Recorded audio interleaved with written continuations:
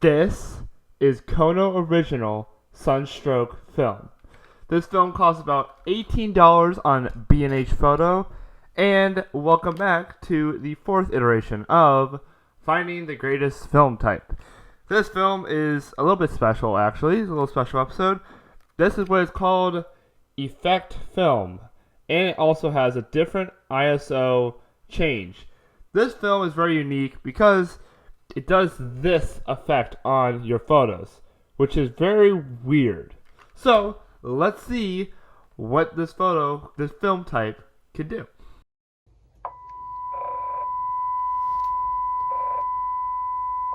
I'm back.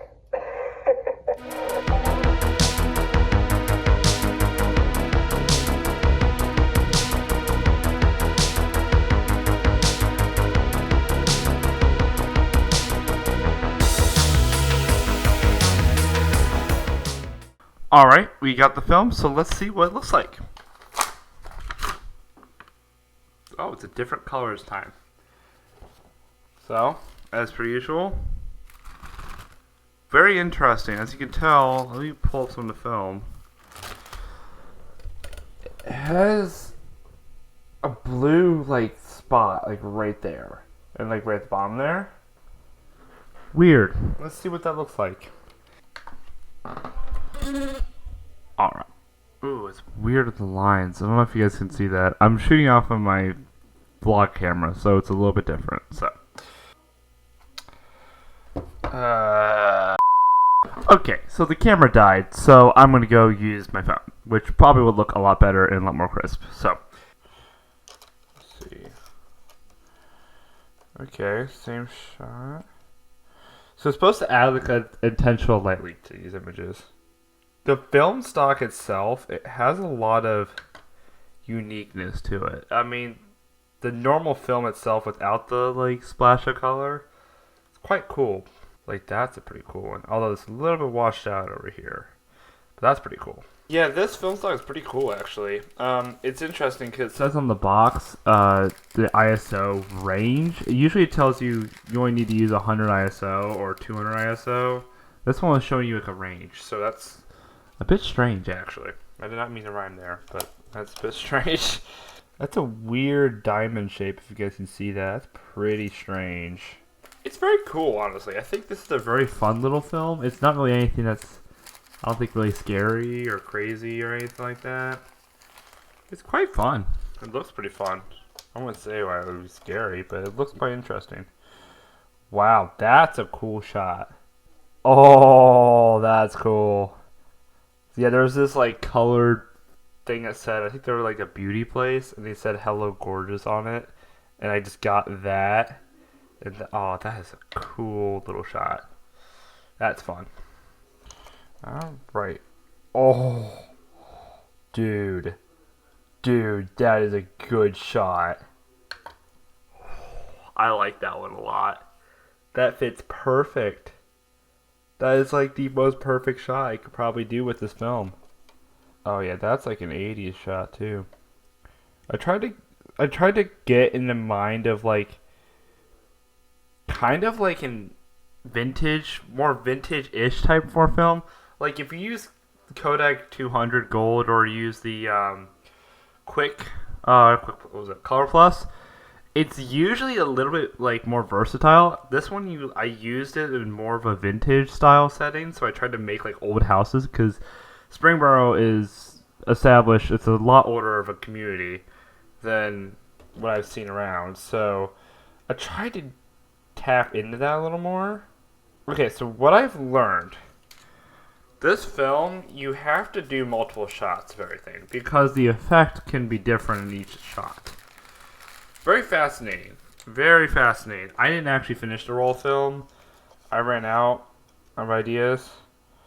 That's a cool one. I'm shocked they actually got it developed. I've never seen it developed like this before.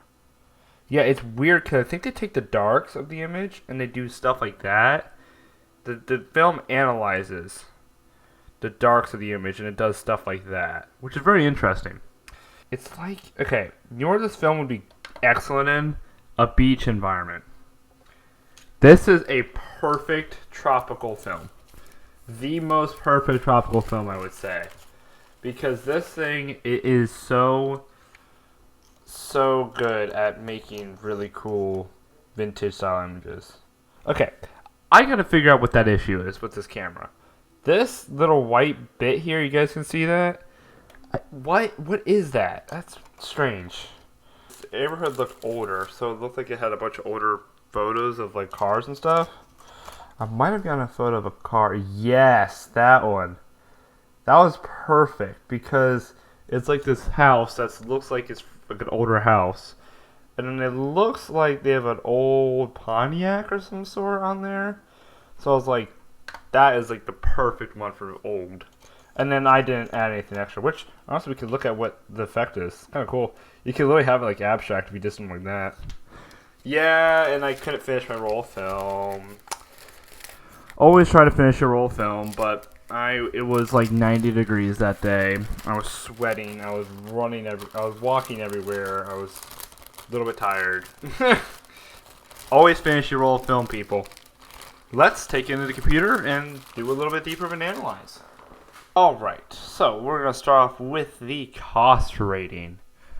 So, overall, I feel like this film type is $18, which is double the price for Kodak Gold 200 and Color Plus film.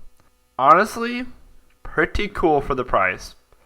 Not as expensive as some other film stocks, but it definitely is a little pricey.